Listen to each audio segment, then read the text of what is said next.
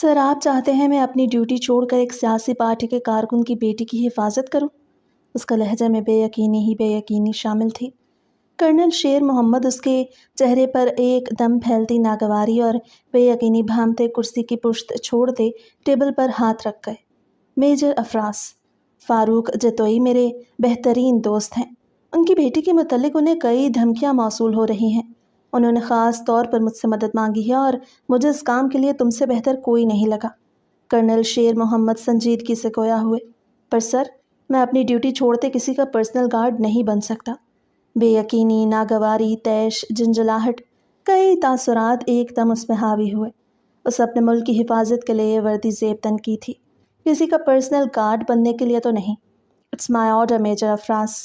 مہرو بہت ضدی لڑکی ہے، اس کے ساتھ کوئی اور نہیں رہ سکتا۔ نہ وہ اپنے نزدیک کسی گارڈ کو بھٹکنے دیتی ہے، اسے صرف تم سنبھال سکتے ہو۔ انکار کا کوئی جواز نہیں بچا، اسے صرف تم سنبھال سکتے ہو۔ انکار کا کوئی جواز نہیں بچا تمہارے پاس۔ تم کل ہی فاروق کے گھر جا رہے ہو۔ کرنل شیر محمد کا لہجہ حتمی تھا۔ افراز نے لب بھینچے، جبکہ سنہری آنکھیں طیش کے سبب سرخ ڈوروں سے مزین ہوئی تھیں۔ اوکے سر، سنجیدگی سے کہتے وہ آفس سے نکلتا چلا گیا۔ انکار کا کوئی جواز واقعی اس کے پاس نہیں بچا تھا۔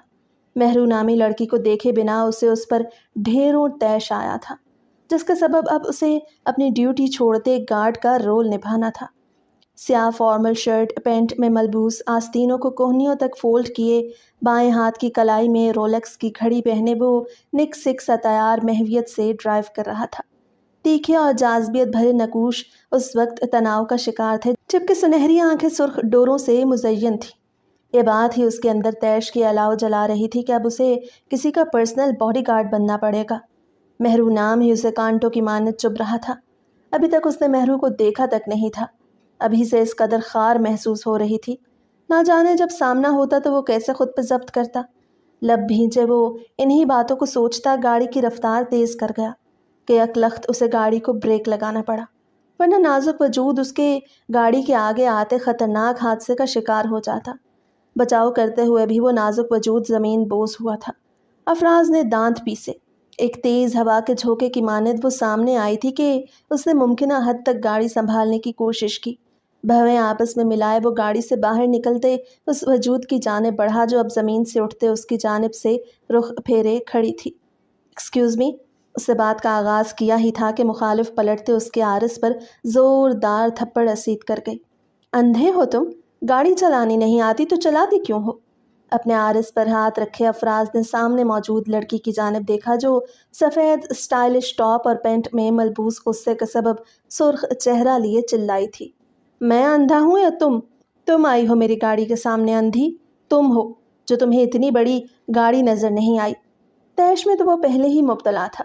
اس لڑکی نے مزید آگ میں پیٹرول کا کام کیا تھا۔ اوہ، الٹا چور کوتوال کو ڈانٹے۔ گاڑی تمہیں چلانی نہیں آتی، مجھے تم زخمی کر گئے اور ڈھیٹ پن کا مظاہرہ کرتے اپنی غلطی سے بھی مکر رہے ہو۔ اس نے ہار ماننا سیکھا کہا تھا۔ اچھی طرح جانتی تھی کہ غلطی اس کی اپنی ہے، لیکن ایسا کبھی ہو ہی نہیں سکتا۔ مہرو جتوئی اپنی غلطی مان جائے۔ ڈھٹائی سے گویا ہوئی۔ افراز کو اپنے دماغ کی رگیں چٹختی محسوس ہوئیں۔ یہ لڑکی اپنی غلطی پر شرمندہ ہونا تو دور، اپنی غلطی ہی ماننے کو تیار نہ تھی۔ سنو لڑکی، اس سے پہلے کہ میرا ضبط ٹوٹے اور میں تمہارے اس تھپڑ کے جواب میں تم پہ ہاتھ اٹھاؤں، معافی مانگو۔ جبڑے بھینچے افراز مہرو کا زخمی بازو جکڑے غرایا۔ مہرو کے چہرے پر درد بھرے آثار نمودار ہوئے۔ معافی اور میں دن دہاڑے خواب نہیں دیکھا کرتے مسٹر، چھوڑو مجھے، جانتے ہو کس سے مخاطب ہو تم؟ درد ضبط کرتے وہ گردن اکڑائے مغروریت سے کہتے اس کا ہاتھ جھٹک گئی۔ افراز کو اپنے ضبط کا شیرازہ بکھرتا محسوس ہوا۔ ہاں، اچھی طرح جانتا ہوں کس سے مخاطب ہوں، ایک بدتمیز، بد اخلاق، مغرور، گھمنڈی امیر زادی سے، جو اپنی غلطی کا الزام کسی اور پر ٹھہراتے ڈھیٹ پن کی تمام حدیں پار کر گئی ہے۔ افراز کے جواب نے مہرو کو پتنگے لگائے، جبکہ افراز کو اس کا پہناوا، اس کا لب و لہجہ یہ بتانے کے لیے کافی تھا کہ وہ کسی امیر باپ کی بگڑی اولاد ہے۔ مہرو کی چھوٹی سی ناک کے نتھنے غصے کے سبب پھولنے لگے۔ مقابل کی جانب سے دیا جانے والا اپنا تعارف اسے ایک آنکھ نہ بھایا تھا۔ جو سمجھنا ہے سمجھو، میں معافی نہیں مانگوں گی۔ شدید طیش کے عالم میں کہتے وہ وہاں سے آگے بڑھنے لگی جب افراز کے ہاتھ میں اس کی کلائی قید ہوئی۔ اور تمہیں لگتا ہے معافی مانگے بنا میں تمہیں یہاں سے جانے دوں گا؟ معافی مانگو ابھی کے ابھی، ورنہ مجھ سے برا کوئی نہیں ہوگا۔ افراز اسے فرار کے لیے پر تولتے دیکھ لفظ چباتے ہوئے ادا کر گیا۔ مہرو نے ضبط سے اس کی جانب دیکھا۔ یہ شخص گلے میں پھنسی ہڈی کی مانند ڈھیٹ ثابت ہوا تھا، جو نہ نگلا جا رہا تھا نہ اگلا۔ کیا کرو گے تم؟ جواباً ہاتھ اٹھاؤ گے نا؟ اٹھاؤ ہاتھ، پھر اپنے انجام کے ذمہ دار بھی تم خود ہوگے۔ جانتے نہیں ہو تم ابھی میرے بابا کو، مجھ پہ ہاتھ اٹھانے کی پاداش میں وہ تمہاری سانسیں کھینچ لیں گے۔ مہرو کو یہاں سے جلد از جلد جانا تھا اور یہ شخص بات کو طول دے رہا تھا۔ ایک تھپڑ ہی تو تھا۔ مہرو کی سوچ ہی نرالی ہٹے کٹے جوان کو تھپڑ مارنا اس کے نزدیک عام سی بات تھی، جبکہ یہ تھپڑ افراز کی زندگی میں پڑنے والا پہلا تھپڑ تھا۔ وہ تو پہلے ہی بھرا بیٹھا تھا اور اب اس لڑکی نے اسے تھپڑ مارتے اس کے اشتعال میں مزید اضافہ ہی کیا تھا، جبکہ اس کے الفاظ بارود کا کام کر رہے تھے۔ مہرو کی کلائی پر گرفت مضبوط کیے وہ اس کی کلائی اس کی کمر سے لگاتے اسے اپنے نزدیک کر گیا۔ مہرو کا وجود کٹی ڈال کی مانند اس کے سینے سے آن لگا۔ یہ افتاد دونوں کو چند پل کے لیے گھبرانے پر مجبور کر گئی۔ دونوں کے چہرے ایک دوسرے سے چند انچ کی دوری پر تھے۔ دونوں کی سلگتی سانسیں ایک دوسرے کے چہرے پر پڑتے دونوں کی جلد جھلسانے لگی تھی۔ ایک دوسرے کی سانسوں کی مہک وہ بآسانی محسوس کر سکتے تھے۔ ایک میجر پر ہاتھ اٹھانے اور اسے دھمکانے کی پاداش میں حوالات کی سیر کروانے کی سزا تمہارے لیے بہترین ہے، اور یقین کریں تمہیں اس سزا سے کوئی بچا نہیں سکتا، تمہارا باپ بھی نہیں۔ یقیناً تم عیش و عشرت اور آسائش میں رہنے والی شہزادی حوالات میں ایک بھی دن نہیں رہ پاؤ گی، اس لیے معافی مانگو۔ شاباش، استہزائیہ کہتے وہ آخر میں اس کا گال تھپ تھپاتے اسے پچکار گیا۔ مہرو کا روم روم اس لمس کو محسوس کرتے سنسناہٹ میں ڈوبا۔ یہ جاننے کے بعد کہ وہ میجر ہے وہ گڑبڑائی تھی، لیکن اگلے ہی پل ازلی لاپرواہی کا اظہار کرتے وہ مسکرا دی۔ اس کی مسکراہٹ صاف بتا رہی تھی کہ وہ ضرور کچھ ایسا کہنے والی ہے جو افراز کے ضبط کا امتحان لے جائے گا۔ اس سے قبل کہ وہ کوئی طنزیہ کلام افراز کے گوش گزار کرتی، مہرو کی نظر اس کے عقب میں کھڑے گارڈز پر پڑی۔ مسکراہٹ سمٹی۔ انہی سے تو بچنے کی خاطر وہ مال سے اپنا لباس تبدیل کرتے بھاگی تھی۔ یہ چند گارڈز جو اس کی حفاظت پر مامور تھے اس کے نزدیک انتہائی ناگوار تھے۔ سوری، معاف کر دو، غلطی میری تھی، میں تمہارے آگے آئی، اب چھوڑ دو مجھے۔ کایا ایک دم پلٹی۔ اپنی ضد پہ قائم لڑکی جنگ کے میدان سے پیچھے ہٹتے شکست تسلیم کر گئی۔ لبوں پر بامشکل مسکراہٹ سجائے التجائیہ گویا ہوئی۔ افراز کی آنکھوں میں حیرت بھرا تاثر ابھرا۔ مہرو پر اس کی گرفت ڈھیلی پڑی۔ مہرو اس کی ڈھیلی پڑتی گرفت سے چکنی مٹی کی مانند پھسلتے وہاں سے یوں بھاگی گویا کوئی کتا اس کے پیچھے لگا ہو، اور افراز اپنی داڑھی پہ ہاتھ پھیرتا رہ گیا۔ اچانک ایسا کیا دیکھ لیا جو معافی مانگتے یوں رفو چکر ہو گئی؟ لگتا ہے حوالات سے ڈر گئی۔ خود کلامی کرتے وہ اطراف میں نگاہیں گھماتے اپنی گاڑی میں سوار ہوا۔ اچھا ہی تھا کہ بلا ٹل چکی تھی۔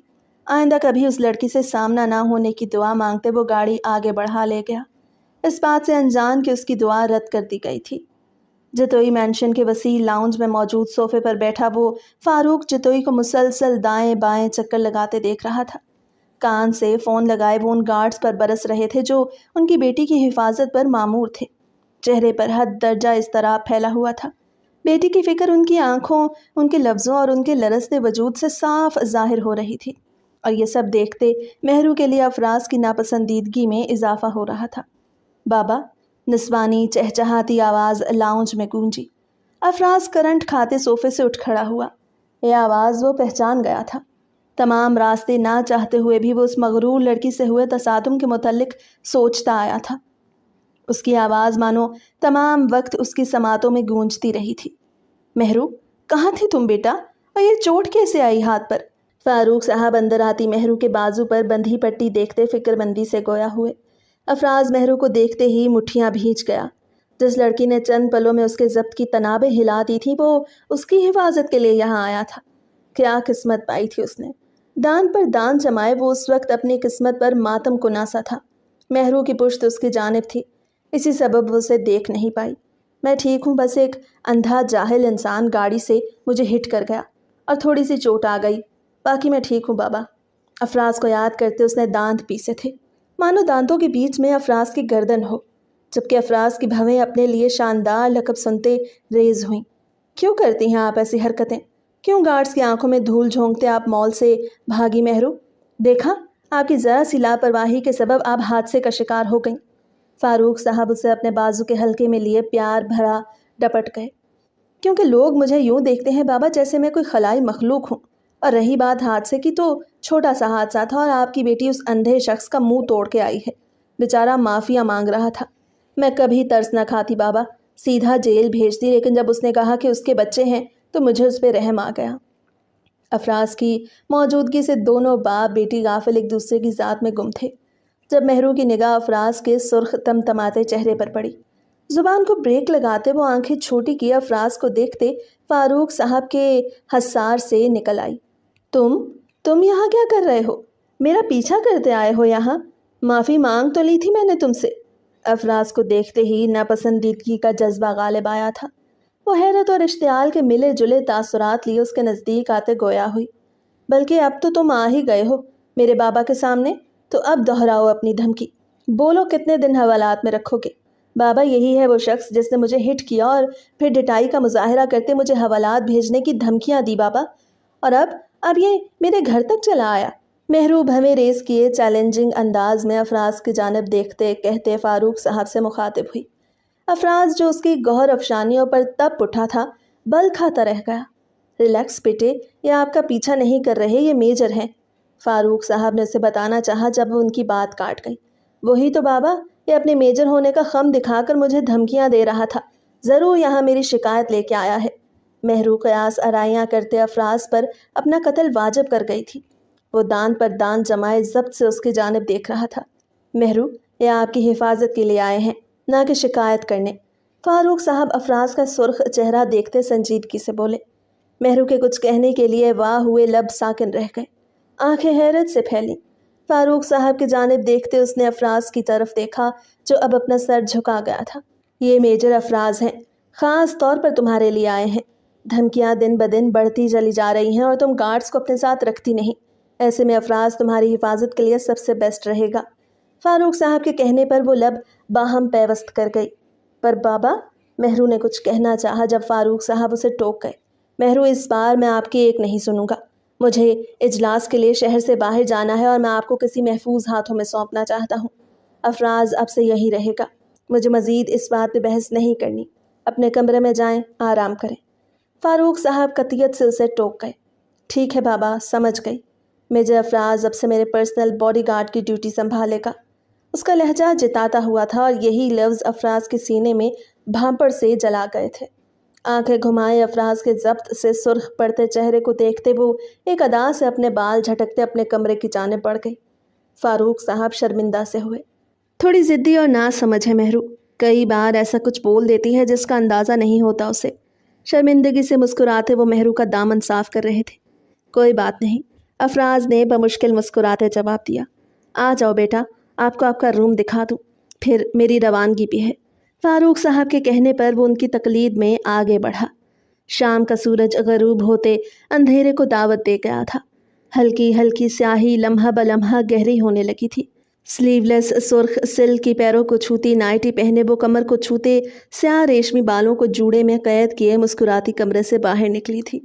शैतानी दिमाग इतनी देर से ताने बाने बुनते अफराज को सबक सिखाने की तदबीर सोच रहा था।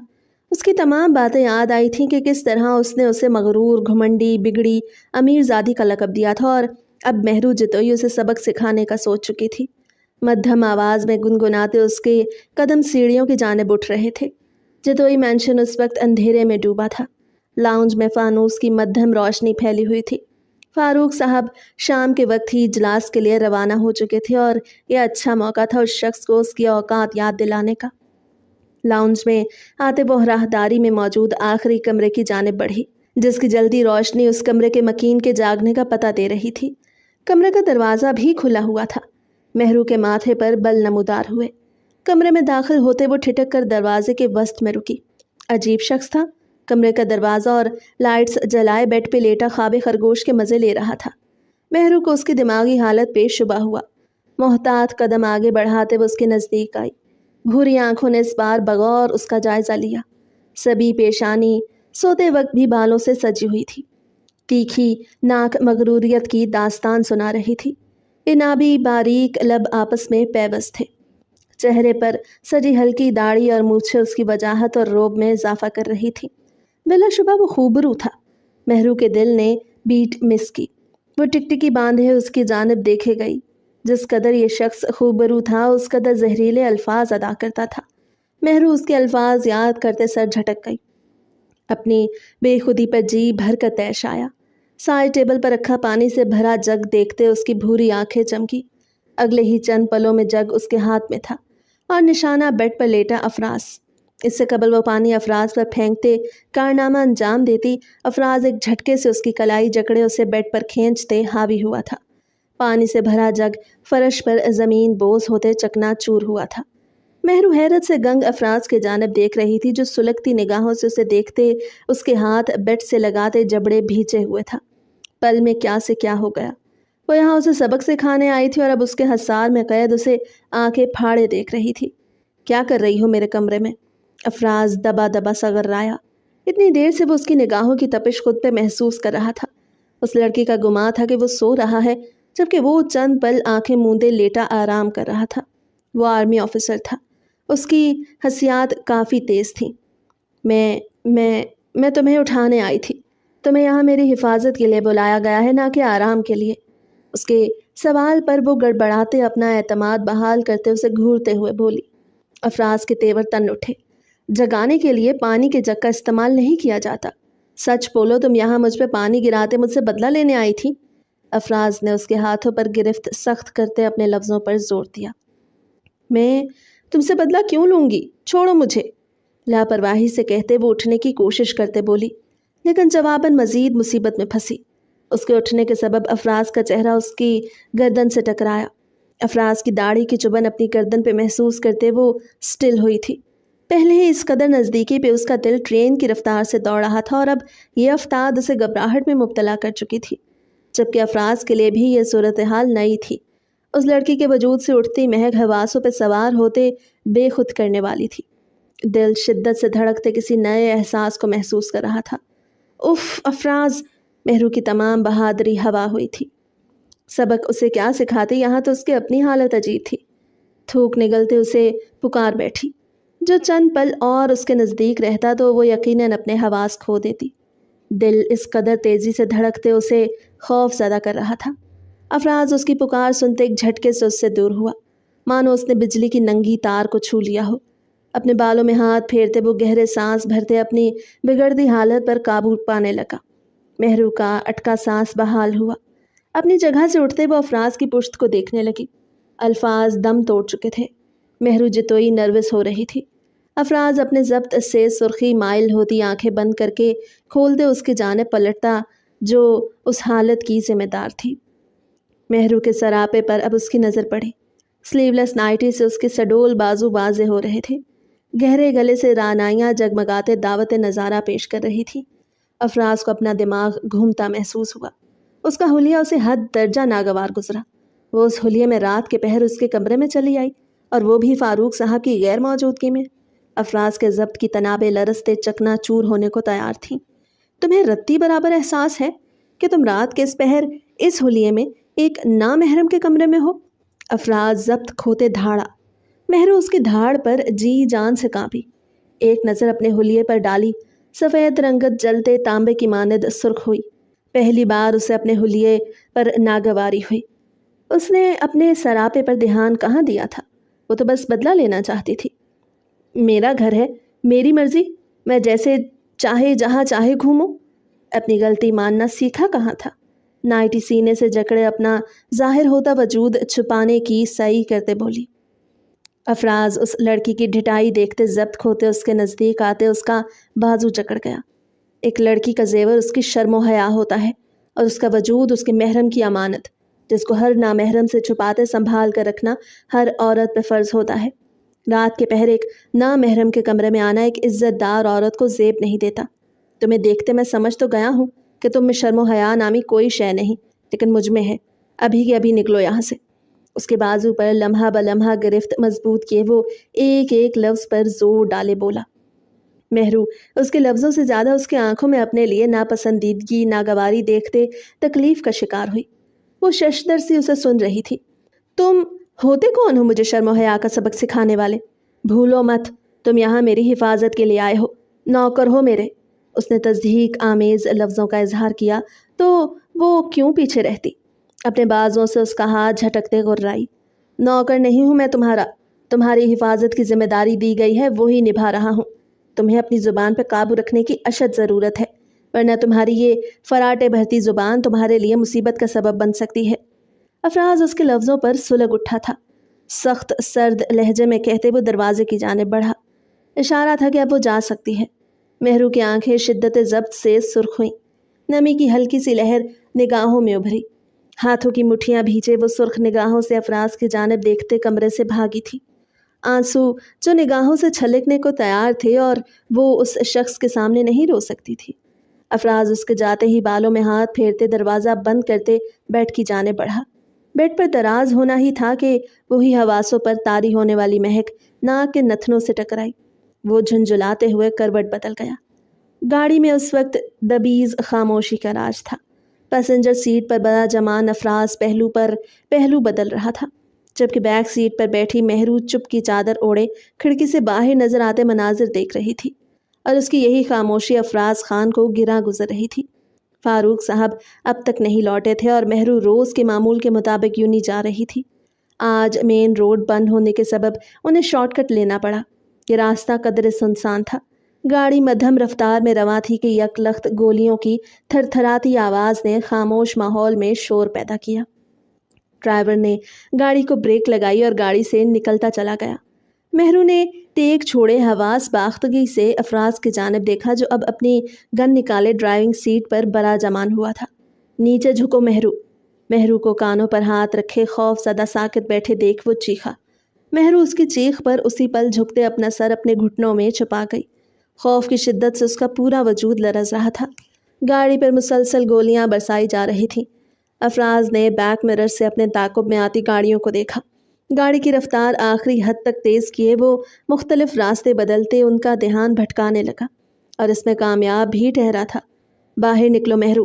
گاڑی جھاڑیوں کے نزدیک روکتے وہ اپنی جانب سے نکلتے مہرو کے نزدیک آیا۔ نہیں، مار دیں گے مجھے، مہرو نے اپنا چہرہ گھٹنوں سے اٹھائے لرزتی بھرائی آواز میں جواب دیا۔ اس کا چہرہ اس وقت آنسوؤں سے تر سرخ ہو رہا تھا۔ آنکھوں میں خوف کا ایک جہاں آباد تھا۔ کچھ اس انداز میں اس نے کہا کہ افراز کا دل پسیج سا گیا۔ بے ساختہ اسے مہرو پہ پیار آیا۔ ہاتھ دو مہرو، کچھ نہیں ہوگا، یقین رکھو مجھ پر، افراز نے نرمی سے کہا، اور مہرو جتوئی پل کی دیر کیے بنا اس کے ہاتھ میں اپنا ہاتھ دے گئی۔ ایک طرح سے وہ بن بولے اسے جتا گئی کہ اسے افراز پر یقین ہے۔ افراز نے اس کے ہاتھ پہ گرفت مضبوط کرتے اسے باہر نکالا۔ ٹھیک اسی پل گولی کی ایک تیز آواز گونجی اور افراز اسے اپنے سینے میں بھینچے اس پہ چلتی گولی کے آگے اپنا وجود پیش کر گیا۔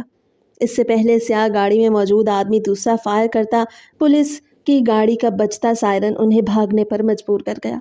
مہرو اس کے سینے سے لگی تھر تھر کامتی اس کی جانب دیکھ رہی تھی، جس کا چہرہ درد برداشت کرنے کے سبب سرخ ہو رہا تھا۔ سنہری آنکھوں میں ہلکی سی نمی تھی، جبکہ جبڑے اس قدر سختی سے بھیجے ہوئے تھے کہ اس کے ماتھے اور گردن کی رگیں پھول کر واضح ہو رہی تھی۔ بائیں کندھے سے داغدار ہوتی اس کی سفید شرٹ دیکھتے مہرو شدت سے روتی۔ خون نکل رہا ہے، گولی لگی ہے تمہیں؟ ٹوٹتے لفظ بمشکل اس کے لبوں سے ادا ہوئے۔ اس کی سفید شرٹ سرخ مادے سے رنگ چکی تھی۔ مہرو جاؤ۔ پاس رکتے گارڈز اور پولیس کی گاڑی دیکھتے وہ اسے گاڑی کی جانب ہلکا سا دھکیلتے بولا، نہیں، میں نہیں جاؤں گی تمہیں چھوڑ کر، تم چلو میرے ساتھ، خون نکل رہا ہے، گولی لگی ہے تمہیں میری وجہ سے، چلو میرے ساتھ، میں تمہیں تنہا چھوڑ کر نہیں جاؤں گی۔ مہرو نفی میں سر ہلاتے اس کے ہاتھ پر گرفت مضبوط کر گئی۔ گولی اسے لگی تھی، درد وہ محسوس کر رہی تھی، وہ کسی طور اسے چھوڑ کر جانے کو تیار نہیں تھی۔ مہرو ضد کرنے کا ٹائم نہیں ہے، جاؤ یہاں سے۔ افراز کا لہجہ سرد ہوا۔ گارڈ نے گاڑی کا دروازہ کھولا۔ افراز نے مہرو کو گاڑی میں زبردستی بٹھاتے دروازہ بند کیا۔ وہ ہذیانی سی ہو اٹھی۔ افراز کے لیے تو یہ عام سی بات تھی، ایسی کئی گولیاں اس کے سینے میں داغی گئی تھیں، لیکن مہرو اس سب سے خوف زدہ ہو گئی تھی۔ اس کی بھیگی آنکھیں اور ہذیانی انداز اس کا خوف واضح کر رہا تھا، اور افراز کو اس کا خوف، اس کے بہتے آنسو تکلیف دے رہے تھے، جبکہ اس کی آنکھوں میں تیرتا انوکھا جذبہ بھی اس سے مخفی نہیں رہا تھا۔ دیکھتے ہی دیکھتے مہرو کی گاڑی آگے بڑھتی چلی گئی۔ مہرو اپنا چہرہ ہاتھوں کے پیالے میں بھرے سسک اٹھی۔ اس شخص کی تکلیف اسے خود پہ گزرتی محسوس ہو رہی تھی۔ دل میں محبت کا احساس جنم لے چکا تھا، ایسا احساس جو انسان کی زندگی سے سکون چھین لیتا ہے۔ کسی کے لیے جنت تو کسی کے لیے تڑپ ثابت ہوتا ہے۔ شاید یہ احساس تبھی جنم لے چکا تھا جب ان کے درمیان نزدیکی کے لمحات ٹھہرے تھے۔ اس کے جاتے ہی افراز اپنے حواس مزید بحال نہیں رکھ پایا۔ گولی کندھے میں پیوست ہوئی تھی، گولی کا زہر رگوں میں بھرتا چلا جا رہا تھا۔ اسے حواس کھوتے دیکھ وہاں موجود پولیس آفیسر اسے لیے ہاسپٹل کی جانب گامزن ہوئے۔ سارا دن گزر چکا تھا، رات ہونے کو آئی تھی اور وہ لاؤنج کے صوفے پر بیٹھی مسلسل رو رہی تھی۔ بھوری آنکھیں سرخ متورم تھی، بال بکھرے سے پشت پر آزاد چھوڑے رکھے تھے۔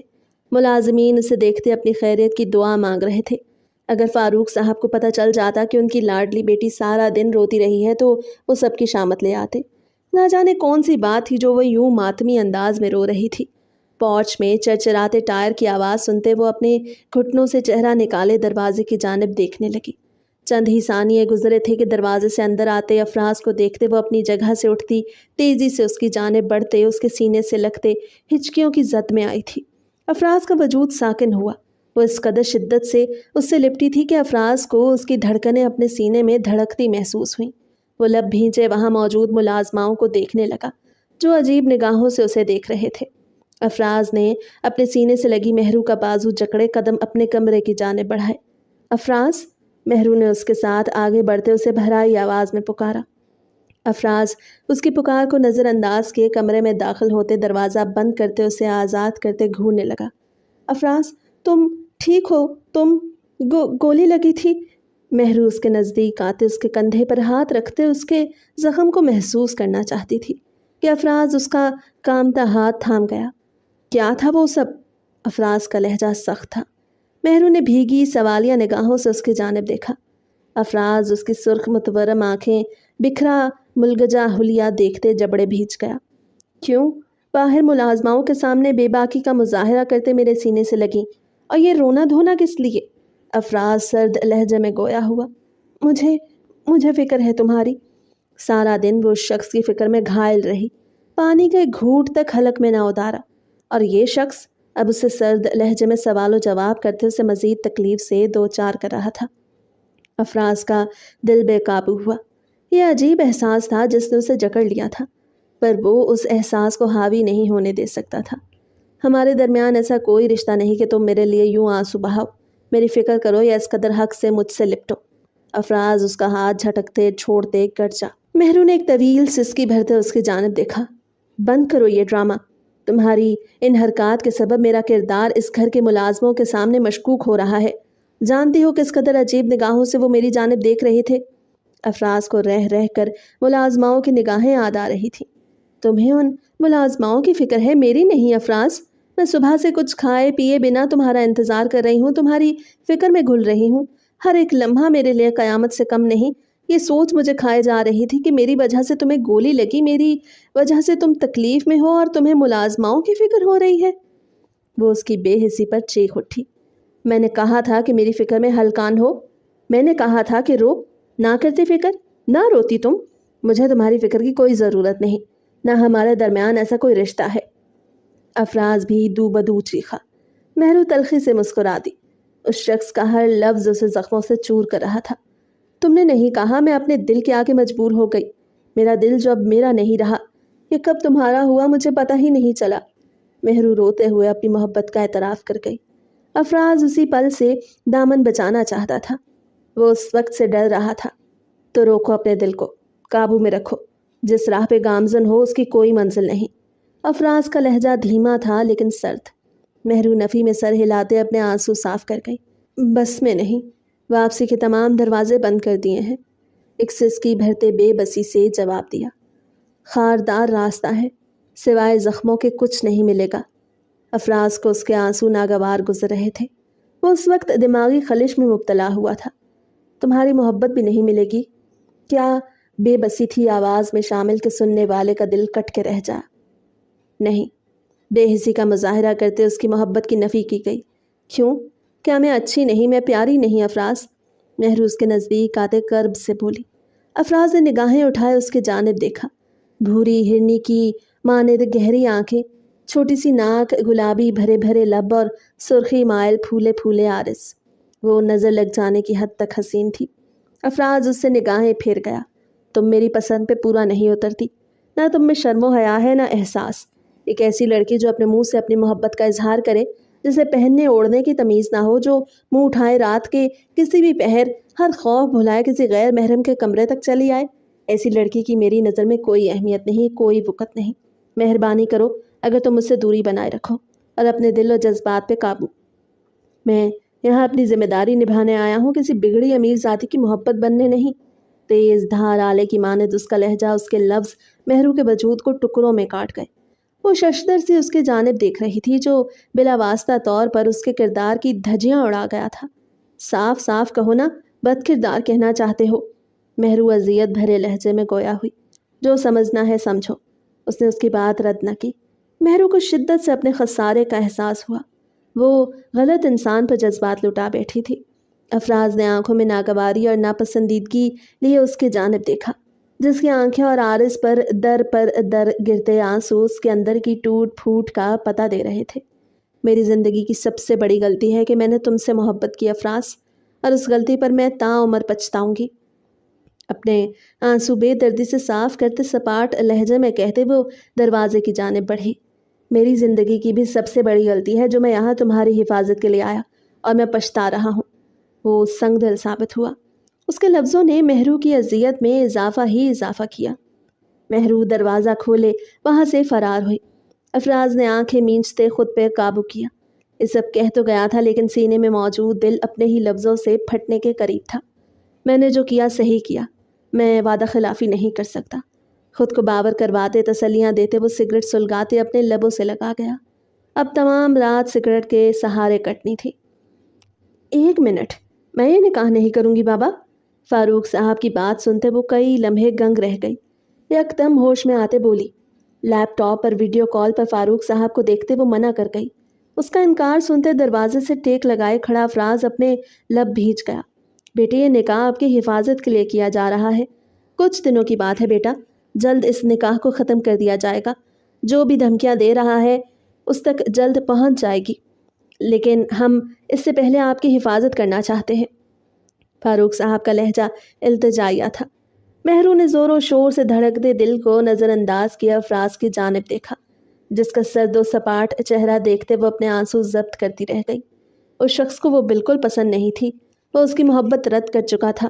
اس کی آنکھوں میں محض اپنے لیے ناگواری ہی دیکھی تھی مہرو نے۔ اب کیسے وہ اس سے شادی کر سکتی تھی؟ دل تو اس قدر جلدی آمادہ ہو گیا تھا اس نکاح کے لیے، مانو دھڑکنوں کے لیے یہ شخص ضروری ہو۔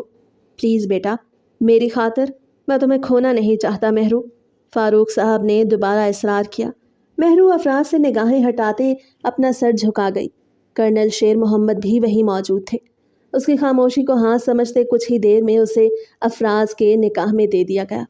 وہ نہیں جانتی تھی کہ اس شخص کو کس طرح راضی کیا گیا، لیکن دل کا ایک گوشہ اب مطمئن تھا۔ ہم کہاں جا رہے ہیں؟ نکاح کے فوراً بعد وہ دونوں گاڑی میں سوار ہوئے۔ مہرو انجان راستوں کو دیکھتے آخر خاموشی توڑتے سوال گو ہوئی۔ سنجیدگی سے ڈرائیو کرتا افراز، جسے مہرو کی خاموشی چبھ رہی تھی، اس کی آواز سنتے پرسکون ہوا۔ میری حویلی۔ 2 لفظی جواب دیتے اس نے اپنی ساری توجہ ڈرائیونگ کی جانب مبذول کی، لیکن توجہ بار بار بھٹکتے پہلو میں بیٹھے نازک وجود کی جانب مبذول ہو رہی تھی، جس کی سحر انگیز خوشبو اس کے حواسوں پر سوار ہوتے اسے بوجھل کر رہی تھی۔ مہرو کی تمام لاپرواہی کہیں دور جا سوئی۔ کیا وہ اسے اپنی حویلی بطور اپنی بیوی لے کے جا رہا تھا؟ یہ سوال ذہن میں اجاگر ہوتے اسے خوش کر گیا، لیکن اگلے ہی پل افراز خان اس کی خوشی چھین چکا تھا۔ حویلی میں کوئی بھی اس نکاح کے بارے میں نہیں جانتا، نہ میں چاہتا ہوں وہ جانے۔ اس لیے میں نے اس سب سے یہی کہا ہے کہ آپ کرنل شیر محمد کی بھتیجی ہیں اور گاؤں کی شادی اٹینڈ کرنا چاہتی ہیں۔ میری کزن کی شادی بھی ہے، اس لیے یہ بہانہ ٹھیک لگا مجھے۔ اپنے لفظوں کی بدولت اس کی پھیکی پڑتی رنگت دیکھتے وہ اسٹیئرنگ پر گرفت مضبوط کر گیا۔ مہرو سیٹ کی پشت سے ٹیک لگائے چہرہ کھڑکی کی جانب موڑتے اپنے آنسو ضبط کرنے لگی۔ بے فکر رہیں، کسی کو پتہ نہیں چلے گا کہ میں آپ کی بیوی ہوں۔ اس نے ممکنہ حد تک کوشش کی کہ آواز میں نمی شامل نہ ہو، لیکن پھر بھی وہ اپنی آواز میں نمی شامل ہونے سے روک نہ پائی۔ یہی بہتر ہے۔ افراز کے گلے میں گلٹی ابھر کر معدوم ہوئی۔ وہ جب جب کوئی تلخ جملہ ادا کرتا، اس کا اپنا وجود ان لفظوں کی تلخی کے سبب ریزہ ریزہ ہو جاتا، لیکن یہ سب کرنا ضروری تھا۔ 3 گھنٹے کے تھکاوٹ زدہ سفر کے بعد ان کی گاڑی ایک عالی شان حویلی کے پورچ میں رکی۔ حویلی کے تمام مکین دروازے پر ہی ان کے استقبال کے لیے کھڑے تھے۔ افراز کو گاڑی سے اترتے دیکھ وہ بھی گاڑی سے اترتے اس کے پہلو میں جا کھڑی ہوئی۔ افراز نے اپنے پہلو میں کھڑی مہرو کو دیکھتے ایک نظر اپنے سامنے کھڑی مینا پر ڈالی، جس کی رنگت زرد ہوئی تھی۔ یہ میرے کرنل کی بھتیجی ہے، جس کے بارے میں آپ سب کو میں نے بتایا تھا۔ مینا کا زرد پڑتا چہرہ دیکھ وہ فوراً سے مہرو کا تعارف کروا گیا۔ مہرو نے بمشکل مسکراہٹ لبوں پر سجائی۔ ماشاءاللہ، یہ تو چاند کا ٹکڑا ہے۔ دی جان فوراً آگے بڑھتے مہرو کو اپنے حصار میں لیتی محبت سے بولی۔ مہرو اپنی تعریف پر سرخ پڑتے چہرہ جھکا گئی۔ اس کی یہ ادا افراز پر بھاری پڑی تھی۔ وہ فوراً اپنا دھیان اس پر سے ہٹا گیا۔ سب کی تقلید میں چلتے وہ دونوں اندر آئے تھے جب بی جان نے سب کا تعارف مہرو کو کروایا۔ میں افراز کی بی جان ہوں، یہ زرمینہ اس کی ماں ہے، اور یہ مینا افراز کی تایازاد کزن ہونے کے ساتھ ساتھ اس کی منگ، اور یہ مینا کی ماں میری چھوٹی بہو ارم۔ بی جان نے اپنے ساتھ موجود 2 عمر دراز عورتوں اور ایک لڑکی کی جانب اشارہ کرتے بتایا۔ اب وہاں موجود مرد حضرات اپنا تعارف دے رہے تھے، لیکن مہرو تو ساکت وجود لیے مینا کی جانب دیکھ رہی تھی۔ یہ افراز کی منگ مینا؟ یہ جملہ سماعتوں میں باز گشت کر رہا تھا۔ آنکھیں لبالب نمکین پانی سے لبریز ہوئیں۔ نگاہیں اس لڑکی سے ہٹنے سے انکاری تھیں، جو سر پر دوپٹہ جمائے شرم و حیا کے بوجھ تلے پلکے جھکائے شلوار قمیض میں ملبوس شرم و حیا کا پیکر بنی بیٹھی تھی۔ تو یہ وجہ تھی کہ افراز نے اس کی محبت رد کی تھی۔ ٹوٹے دل کی کرچیاں لیے اس نے ایک نظر اپنے آپ پر ڈالی۔ گھٹنوں تک آتی کرتی پاجامے میں ملبوس دوپٹے سے ندار وجود لیے وہ محض چادر خود پر ڈھانپی ہوئی تھی۔ وہ اپنا اور مینا کا موازنہ کر رہی تھی۔ مینا کی پٹھانی نقوش اس کے شرم و حیا اسے خوبصورت بنا رہے تھے۔ مہرو کو اپنا آپ اس کے سامنے پھیکا سا لگا۔ وہ احساس کمتری کا شکار ہو رہی تھی، اور اس سے کچھ دور بیٹھا افراز اس کے تاثرات ملاحظہ فرماتے اس کی سوچ تک رسائی حاصل کرتے اپنی مٹھیاں بھیج گیا۔ مہرو نے اپنے آنسو ضبط کرتے افراز کی جانب دیکھا۔ جب چاند دسترس میں ہو تو بھلا زمین کی خاک کون اپنی جھولی میں ڈالے؟ مہرو کو اپنا آپ بکھرتا محسوس ہوا۔ آ جاؤ مہرو، میں تمہیں تمہارا کمرہ دکھا دوں۔ مینا کے پکارنے پر وہ ہوش میں آئی۔ سر اٹھایا اس نے مینا کی جانب دیکھا، جو شاید اس کی نظروں کا ارتکاز دیکھ چکی تھی۔ تبھی اس کے چہرے پر ناگواری بھرے تاثرات چھائے ہوئے تھے۔ مہرو اپنی جگہ سے اٹھتے اس کے ساتھ آگے بڑھ گئی۔ افراز کی نگاہوں نے اس کی پشت کو اوجھل ہو جانے تک تکا۔ تم صحیح وقت پر آئی ہو۔ ویسے چند دنوں بعد میری اور افراز کی شادی بھی ہے، تو تم وہ بھی اٹینڈ کر پاؤ گی۔ مہرو کو لیے کمرے کی جانب بڑھتے مینا گویا ہوئی۔ مہرو ضبط کرتی رہ گئی۔ بہت محبت کرتا ہے مجھ سے افراز۔ شادی کا ارادہ تو سال بعد کا تھا، لیکن کچھ دن پہلے ان کا فون آیا اور وہ جلد سے جلد شادی کرنے کا کہتے سب کو ہی خوشی دے گیا۔ سبھی چاہتے تھے ہماری شادی ہو جائے، لیکن وہی منع کرتا آ رہا تھا۔ مینا کہتی چلی جا رہی تھی، اور مہرو کو اپنے ضبط کا دامن ٹوٹتا محسوس ہو رہا تھا۔ یہ رہا تمہارا کمرہ۔ مینا کمرے کا دروازہ کھولے مہرو سے گویا ہوئی۔ تم زیادہ بات نہیں کرتی کیا؟ مینا کو اس کی خاموشی اچھی نہ لگی، تبھی پوچھ بیٹھی۔ کہیں نہ کہیں وہ اس سے انسیکیور ہوتے افراز اور اپنے بارے میں بتا رہی تھی۔ اس کی نظروں کو افراز پر جو ٹکے دیکھ چکی تھی۔ مہرو کے دل میں آیا، کہہ دے تم نے کچھ کہنے کے قابل کہاں چھوڑا ہے، لیکن جب بولی تو محض اتنا، نہیں ایسی بات نہیں، تھک گئی ہوں شاید اس لیے۔ مہرو کے کہنے پر مینا نے اسپات میں سر ہلایا۔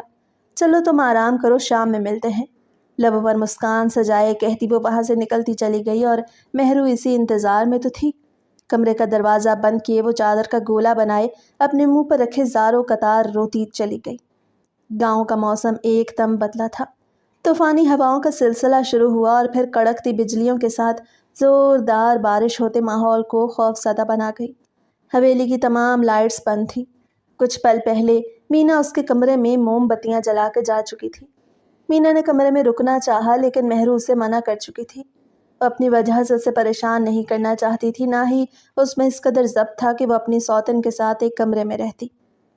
لیکن اب بجلی کی آوازیں اسے خوف زدہ کر رہی تھی۔ وہ تکیہ سینے میں بھیجے آیت الکرسی کا ورد کر رہی تھی۔ افراز ابھی حویلی لوٹا تھا۔ گھر کے مردوں کے ساتھ وہ ڈیرے پر چلا گیا اور اب اس کی واپسی ہوئی تھی۔ یہ کہنا بہتر تھا، اسے اس نازک وجود کی فکر کھینچ لائی تھی۔ اپنے بھیگے بالوں میں ہاتھ پھیرتے اضطراب میں ڈوبا، اس کے قدموں کا رخ گیسٹ روم کی جانب تھا جہاں وہ ٹھہری تھی۔ کمرے کا دروازہ کھولتے افراز نے قدم اندر رکھا۔ بیڈ پر بیٹھی مہرو اس سے قبل اندھیرے میں اسے دیکھ پاتی وہ چیخی۔ افراز تیزی سے اس کے جانے بڑھتے اس کے لبوں پہ ہاتھ رکھ گیا۔ اس افتاد پر دونوں اپنا توازن نہ سنبھالے اور بیڈ پر گر پڑے۔ مہرو نے پھٹی پھٹی نگاہوں سے خود پر جھکے افراز کو دیکھا۔ وہ قریب آیا تو موم بتی کی مدھم روشنی میں اس کا چہرہ واضح ہوا۔ میں ہوں افراز، چیخنا مت مہرو، میں ہاتھ اٹھا رہا ہوں۔ افراز نے اسے تلقین کی۔ مہرو اس بات میں سر ہلا گئی۔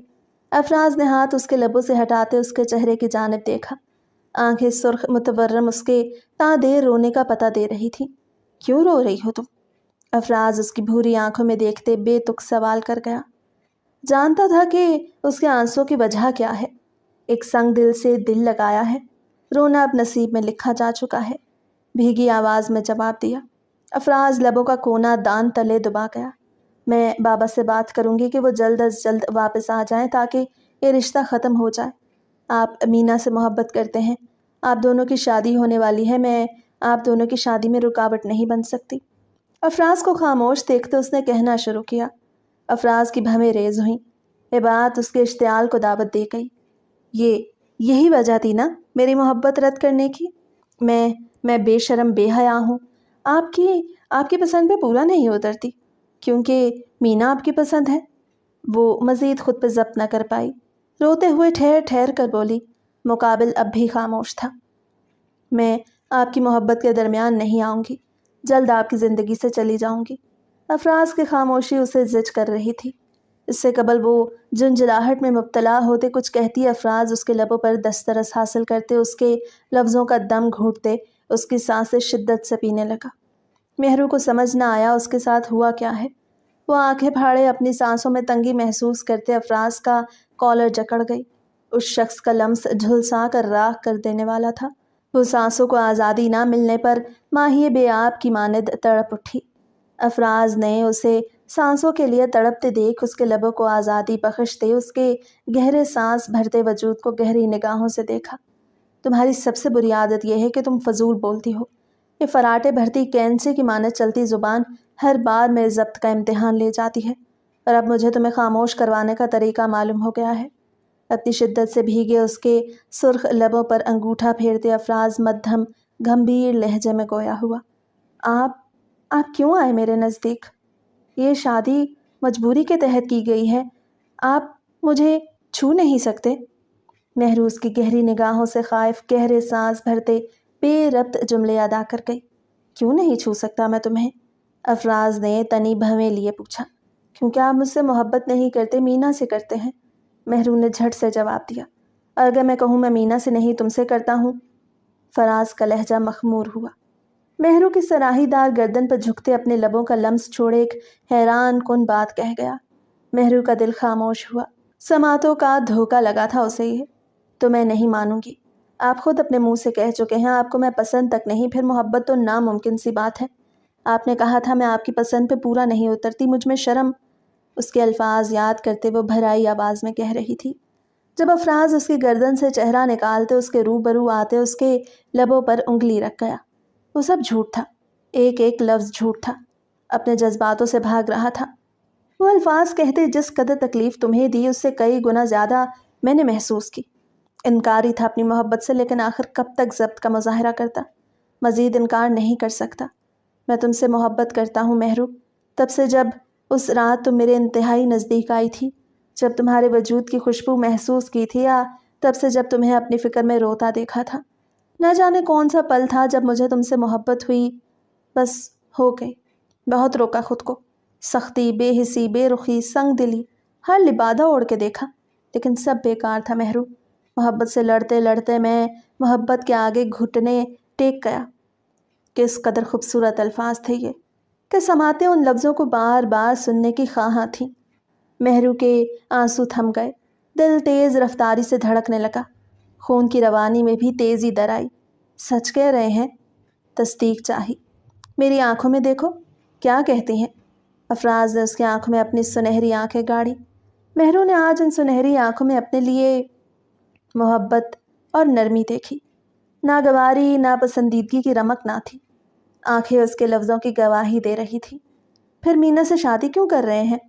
اس نے یہ کیوں کہا کہ آپ اس سے محبت کرتے ہیں اور وہ آپ کی منگ ہے؟ یہی بات تو چبھن کا سبب تھی۔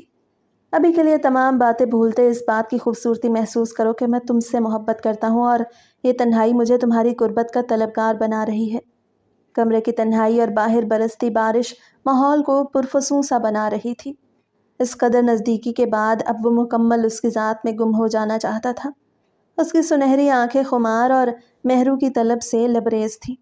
مہرو اپنی نظریں جھکا گئی، رنگت میں سرخیاں گھلی۔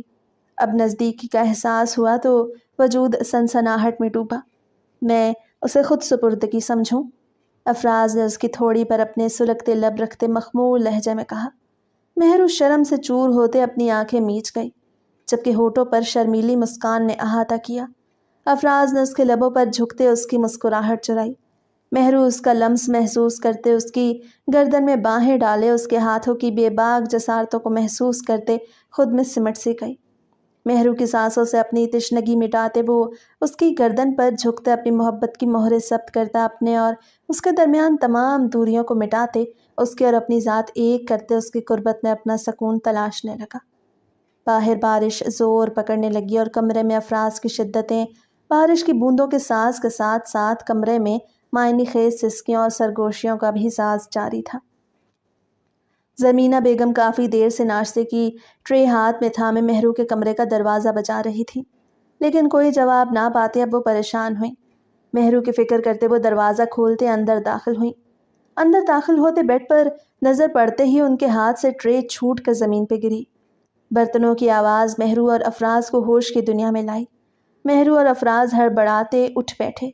اس سے قبل وہ کوئی وضاحت دیتے، زمینہ بیگم چیختی حویلی کی باقی خواتین کو بھی کمرے میں بلا چکی تھی۔ مہرو سرخ رنگت لیے کسی گنہگار کی طرح چہرہ جھکائے ایک طرف کھڑی تھی، جبکہ برابر میں ہی افراز بے تاثر چہرہ لیے کھڑا تھا۔ مہمان بن کے آئی تھی، ہم نے اتنی عزت دی، لیکن تم میری ہی بیٹی کے حق پہ ڈاکہ ڈال گئی۔ ارم بیگم کینہ توز نگاہوں سے مہرو کو دیکھتے چیخیں۔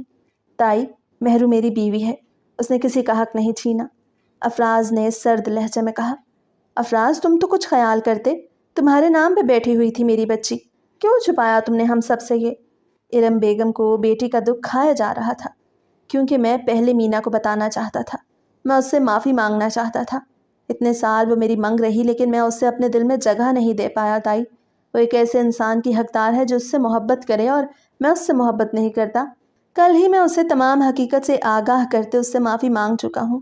پوچھ لیں آپ مینا سے، آپ سب کو میں بتانے والا تھا، لیکن نہیں جانتا تھا کہ اس طرح سچ سامنے آئے گا۔ افراز سرد لہجے میں دھاڑا۔ سب کی نگاہیں مینا کی جانب اٹھی جو سپاٹ چہرہ لیے ایک طرف کھڑی تھی۔ کل جب وہ مہرو کو اس کے کمرے تک چھوڑ کر آئی تبھی افراز اسے سب کچھ بتا چکا تھا، مہرو کے لیے اپنی محبت بھی، اور وہ معاف کر چکی تھی۔ زبردستی وہ حاصل کر بھی لیتی افراز کو، لیکن اس کے دل میں جگہ نہ بنا پاتی۔ افراز ٹھیک کہہ رہا ہے، وہ کل مجھے تمام حقیقت سے روشناس کر چکا ہے، اور میری ذات بھی اتنی ارزاں نہیں کہ میں کسی ایسے شخص کو اپنی زندگی میں شامل کر لوں جو مجھ سے محبت ہی نہیں کرتا۔ اللہ نے میرے لیے بہترین ہم سفر چنا ہوگا، جس کے دل میں میرے لیے محبت ہوگی۔ شاید ہمارا ساتھ نہیں لکھا تھا، مہرو اور افراز نیک ہونا تھا۔ آپ سب اب یوں مہرو پر چیخنا بند کریں، وہ افراز کی محبت ہے اور اب خان حویلی کی بہو، دیکھے تو صحیح کس قدر سہم گئی ہے وہ۔ سنجیدگی سے کہتے وہ مہرو کے نزدیک آتے اسے اپنے سینے سے لگا گئی۔ سہارا ملنا تھا کہ مہرو رو پڑی۔ سب اپنی اپنی جگہ شرمندہ ہوئے۔ پر اتنے سال جو تمہارے ضائع ہوئے مینا، اس کا کیا؟ ارم بیگم اب بھی مطمئن نہ تھی۔ پوری زندگی پڑی ہے مورے، جو وقت ضائع ہوا وہ بچپنا تھا، اور بچپن میں کئی چیزیں حاصل ہوتی ہیں، کئی نہیں۔ کچھ چھین جائے تو اللہ پہ توکل رکھنا چاہیے کہ وہ ہمیں اس سے بہتر چیز دے گا، نہ کہ اپنی زندگی ہی ختم کر دینی چاہیے۔ میرا خوشیوں پر حق ہے اور میں خوش ہی ہوں۔ وہ کمال ضبط کی حامل لڑکی تھی، یا یوں کہا جائے کہ اس کا اللہ پر توکل مضبوط تھا، تبھی تو اس قدر فراخ دلی کا مظاہرہ کر گئی۔ I'm sorry مینا، بھیگی نم آواز لاؤنج میں گونجی۔ سب نے مہرو کی جانب دیکھا جو مینا سے معافی مانگ رہی تھی۔ یار پگلی، رلائے گی کیا آپ؟ تمہارا شوہر سب کو یوں غصے سے گھور رہا ہے جیسے تمہیں رلانے کی پاداش میں ہم سب کو ہی آنکھوں سے جلا کر بھسم کر دے گا، مینا نے مسکراتے ہوئے کہا۔ مہرو نے افراز کی جانب دیکھا جس کے تاثرات واقعی سرد تھے۔ سوری، تم مجھے کہنا چاہیے تم سے۔ کل جھوٹ کہا تھا میں نے کہ افراز اور میں محبت کرتے ہیں۔ تمہارا شوہر تو منہ تک نہیں لگاتا مجھے، وہ تو تمہارا دیوانہ ہے۔ کل بتا رہا تھا کس قدر چاہتا ہے تمہیں۔ مہرو کو اپنے سینے سے لگائے مینا نے اس کے کان میں سرگوشی کی۔ مہرو مسکراتی۔ اس شخص کی محبت حاصل ہو گئی تھی تو اب قدم زمین پر ٹھہرنے کو تیار نہ تھے۔ اب بس بھی کرو، ہم سب شرمندہ ہیں کہ بچی کو رلایا۔ بی جان افراز کو جھڑک گئی جو ان سب کو گھور رہا تھا۔ بی جان، میں آپ سب کی بہت عزت کرتا ہوں لیکن اپنی بیوی سے بھی بہت محبت کرتا ہوں۔ میں نہیں چاہتا اسے میری وجہ سے یا مجھ سے جڑے کسی رشتے کی وجہ سے دکھ پہنچے۔ افراز نے سنجیدگی سے احترام کے دائرے میں رہتے اپنی بیوی کی اہمیت بیان کی۔ راستہ ناپو میاں، اب یہ ہماری بہو ہے، اسے اب دکھ چھو کر بھی نہیں گزرے گا۔ بی جان نے افراز کو جھاڑتے مہرو کے نزدیک آتے اسے پیار کیا۔ باری باری سب اسے پیار کرتے اپنے سخت رویے کی معافی مانگنے لگے اور وہ سب کے پیار کو محسوس کرتے اپنے آپ کو دنیا کی خوش نصیب لڑکی سمجھنے لگی جسے اس کے محرم کے ساتھ ساتھ اتنے سارے رشتوں کا بھی پیار ملا تھا۔ مہرو کی ماں کے گزر جانے کے بعد میں نے اسے ماں اور باپ دونوں بن کر پالا ہے۔ میرے نزدیک اس کی خوشی اور حفاظت ہی سب سے زیادہ اہمیت رکھتی ہے اور اس کے لیے تم سے بہتر محافظ کوئی نہیں، اور خوشی وہ تم میں ڈھونڈ چکی ہے۔ بے شک یہ رشتہ ایک مجبوری کے تحت بنا، لیکن اب جب تم دونوں راضی ہو تو میں کیا کر سکتا ہوں؟ مجھے تو یہ رشتہ دل و جان سے قبول ہے۔ وہ دونوں اس وقت فاروق صاحب کے سامنے بیٹھے ان کی بات سن رہے تھے۔ مہرو نم نگاہوں سے اپنے بابا کی جانب بڑھتے ان کے سینے سے لگی۔ بے شک باپ کے نزدیک بیٹی کی خوشی زیادہ اہمیت کی حامل ہوتی ہے۔ افراز بھی انہیں تشکر آمیز نگاہوں سے دیکھ رہا تھا۔ مہرو کو شہر واپس لاتے وقت وہ اسی بات سے خوف زدہ تھا کہ فاروق صاحب اس رشتے کو قبول کریں گے یا نہیں، لیکن اب وہ مطمئن تھا۔ مہرو پر حملہ کرنے والے کوئی اور نہیں، فاروق صاحب کی مخالف پارٹی ممبرز تھے جنہیں اب وہ شیر محمد کی مدد سے گرفتار کر چکے تھے۔ ان دونوں کی محبت اپنی منزل حاصل کر چکی تھی۔ ناپسندیدگی سے شروع ہونے والا یہ سفر اب بے انتہا محبت پر آ کر ختم ہوا اور اس کا اختتام ابتدا سے زیادہ حسین تھا۔